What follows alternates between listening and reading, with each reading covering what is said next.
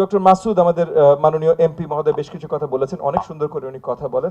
ওনার কয়েকটা জিনিসের সাথে উনি নেই, এই জন্য একটু বলতেও খারাপ লাগছে, কিন্তু উনার কয়েকটা জিনিসের সাথে আমি জোরদার সর্ট অফ কি বলবো না, ডিসএগ্রি করছি, দ্বিমত পোষণ করছি।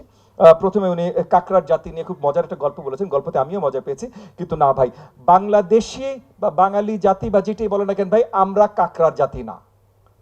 আপনারা যদি কেউ মনে হয়, আপনারা মনে রাখতে পারেন, আমার জাতিকে গালি দিয়েন না ভাই, আমরা কাকড়ার জাতি না। আমাদের রিসোর্স কনস্ট্রেন্টস আছে, আমাদের সিস্টেমিক অনেক ফেইলিয়ার্স আছে, সেই কারণে আমাদের অনেক খারাপ অবস্থা আছে, যেটা থেকে আমাদের বেরিয়ে আসতে হবে। কিন্তু আপনি জাতিগতভাবে যদি আমাদেরকে এভাবে ডিফাইন করা শুরু করেন, তাহলে আমরা আর এখান থেকে বেরিয়ে আসতে পারবো না।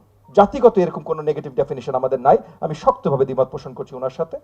এবং একই সাথে উনি একটা কথা বলেছেন, এবং এটা শুধু মাসুদ সাহেবের জন্য বলছি না, উনি হয়তো গল্পে গল্পে বলেছেন, কিন্তু আমাদের একটা প্রবণতা আছে।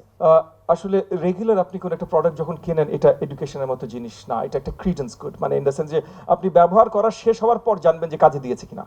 সো 12 বছর বাচ্চারা স্কুলে যাবে, তারপর 13 বছরে মানে 13th ইয়ার অফ স্কুলিং বা এডুকেশন যখন ইউনিভার্সিটি পরীক্ষা দিতে যাবে, তখন বুঝবেন আসলে 12 বছর কাজে লেগেছে কিনা। তো ক্রেডেন্স গুড এইভাবে ওই পারফরমেন্স বেস ইনসেন্টিভস দিয়ে আসলে হয় না। মানে এগেন আমি ফাইন্যান্স মিনিস্ট্রি হিসেবে বলছি, আপনাদের জন্য বলছি, ফাইন্যান্স মিনিস্ট্রির জন্য বলছি না, যে ফাইন্যান্স মিনিস্ট্রিকে আপনি দিবেন এটা ইনসেন্টিভ বেসড করতে বা কিছু পারফরমেন্স বেসড ইনসেন্টিভাইজ করতে, এটা তারা পারবে না, এটা হয় না, ফাইন্যান্সের কাজ ভিন্ন।